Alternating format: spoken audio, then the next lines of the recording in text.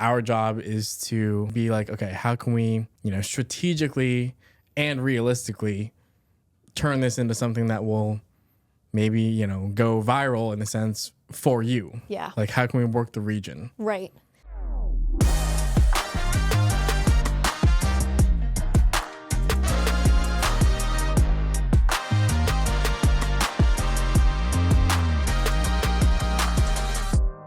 Welcome back to another episode of the Humble Hustle Podcast. We are your hosts, Nick and Kayla. Hello, hello. And today is going to be a quick one. Quick one. It's our last one of the day.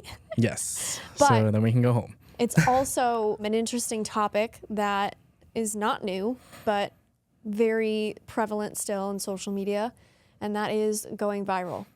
And Nick and I have both had clients, kind of make comments to us like, oh, maybe this one will go viral. And a lot of the times you just don't want that.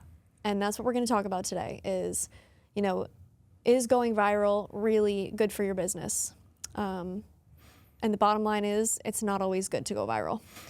It's a pain in the ass, actually. I mean, we've talked about this before too. It's like the goal should never be to go viral. Yeah. Unless, there are instances, but in general, you should never want that. That should never honestly be a goal. Mm-hmm. We were saying off the mic that a lot of our clients are just local businesses. So very regional, sometimes national, like on occasion, but most of the time they're pretty regional and they only really do business in this one area. So if they're saying, oh, hopefully we go viral, you should shut that down because if you say we're in the Northeast. So if our client only does business here, say you need to physically go into their location to actually buy their service or product, whatever it may be, there's no reason that they should be marketing to anyone outside of the Northeast. If you're marketing even to Ohio, Kansas, California, or even outside the US, like Europe or anywhere, Australia, 0 point. Because if they can't do anything, can't buy your service or product without physically going in, then it doesn't matter. Like the world could see your video, but you're not going to get sales from it. Exactly.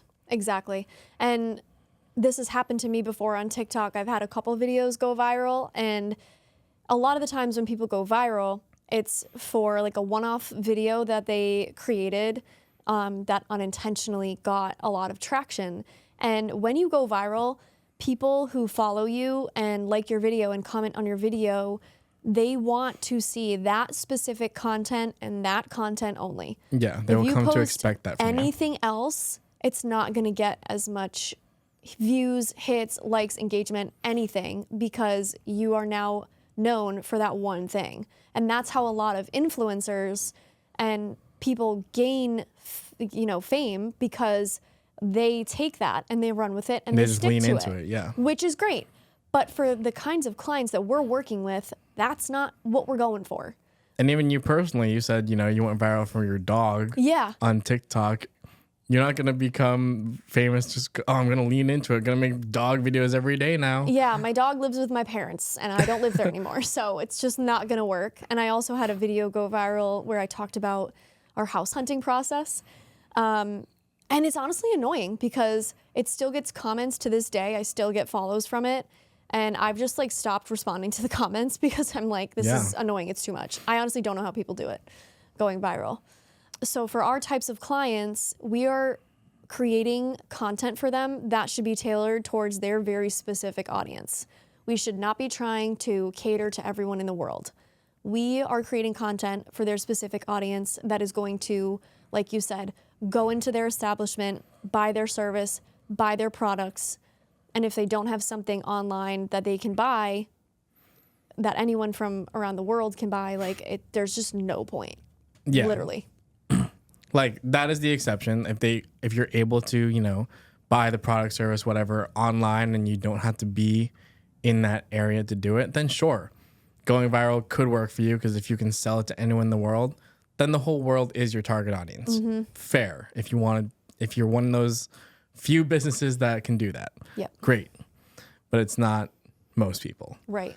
And our job is to, for local businesses at least, to kind of redirect their ideas, their thought process from, not going viral to then taking that to be like, okay, how can we, strategically and realistically turn this into something that will maybe, go viral in a sense for you. Yeah. Like, how can we work the region? Right. Yeah. And one of my favorite things is seeing like small business people that do sell a product online go viral. Like, cause that just like makes you feel good. Like maybe they were struggling. There's this one creator I follow who her granddad like wrote a book, and she posted about it because he hadn't like sold any books, and he now has like hundreds of thousands of followers, and a ton of people have bought his book. And That's great, yeah. It's just really feel good stuff. But again, that's like a very specific scenario that not a lot of our clients are going to run into, I guess. What are your thoughts on this? Because this is a line I had. Like, clients want reach and like engagement, but they don't understand the storytelling or any sort of emotional triggers behind shareable content. Do you have thoughts?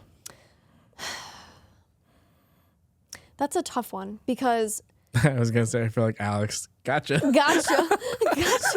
I just think that it's obviously, I mean, it's not always a bad thing if you do go viral as a local business, because you can monetize at a certain point if you get a certain amount of followers or if you're posting a certain amount of videos. But Fair. I think a lot of these businesses won't be able to keep up with the demand when they go viral. You really do have to stay consistent and post that consistent content all the time in order to maintain that. And I don't think a lot of these smaller local businesses have the capacity to do that unless you hire someone. So I just think that, yes, it's great if you go viral and you get a bunch of views and it attracts attention to your business.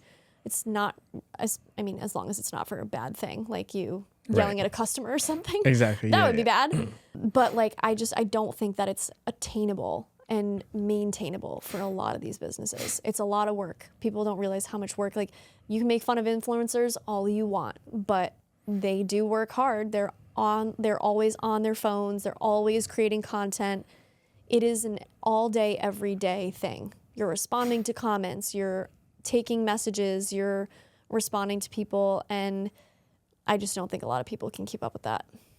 Going off what you said about like going viral for being a good or almost a bad thing, It's like you can, in a way, kind of engineer something that, is more optimized to go viral, like certain hooks or like certain actions that you do on camera that could provoke people, I guess.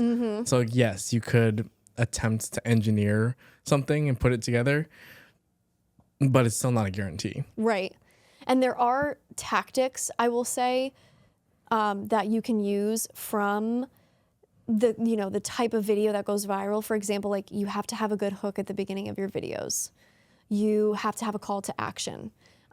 Things like that. You can take specific things from these viral videos and you can kind of play off of that and tailor that still towards your audience. So like, for example, one of my clients, we post a video every Thursday. It's a fitness tip.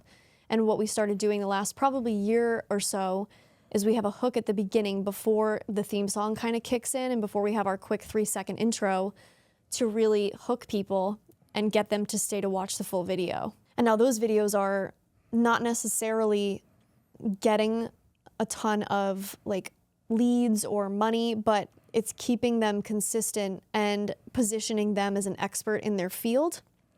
So that's where those viral tactics come in, where at the beginning we're hooking them, getting them to watch the video, and at the end we're saying, like, if you have questions about this, come book a session, come see one of our coaches. Like, that's positioning you as an expert. So there are tactics you can use from this virality without like the need or the ego to feel like you need to go viral and blow this shit up. Right. Yeah. And I think that's like the extent of what I would recommend if people want to like, have a viral video. Agreed. Yeah. But it's not all it's cracked up to be. It's really not.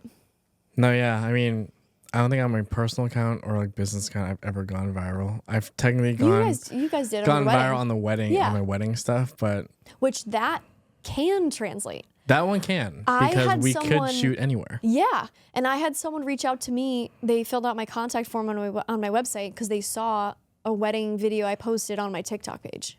So like I didn't close the sale. But you can get inquiries from that, especially if you're like geotagging. Like I always try to hashtag New England wedding videographer, things like that. So you can still use even again, that in a way tactics. Doesn't matter for weddings because destination weddings. Like right. I don't do destination weddings. I mean, I would if it was the right situation. No, but this person was getting married in Massachusetts. And I was like, they found me on TikTok. Like it's kind of crazy. Yeah, this is one of those industries where it's like one of those exceptions where it's like, yeah, you can, I mean, you don't do it now, but if you did destination stuff, you can essentially shoot them anywhere in the world. So the entire world, in reality, is my wedding filmmaking target audience. Yep. So yeah, going viral on that account was a good thing. Yep. Yep, for sure. But it should never be the goal. No. That's it. That's it. That's it. Yeah, we just wanted to do a quick one on going viral because like a ton of people talk about it and a lot of our clients have talked about it. But it's not what is the saying? Not as cracked up as it seems to be or whatever the saying It's not is. all it's cracked up to be. Yeah, that. I was like, what's the saying again? It's a load of crack. A load of shit. It's a load of shit. Anyways, we're a little slap happy if you couldn't tell. Yeah, so that's it. If you guys like have questions or anything, or if you have a different take, like let us know. We're interested in this topic. But yeah, thank you for watching and listening. And if you are watching on YouTube, please subscribe. If you're listening on Spotify, rate us 5 stars and let us know what you want us to talk about in the next one. Bye. Bye.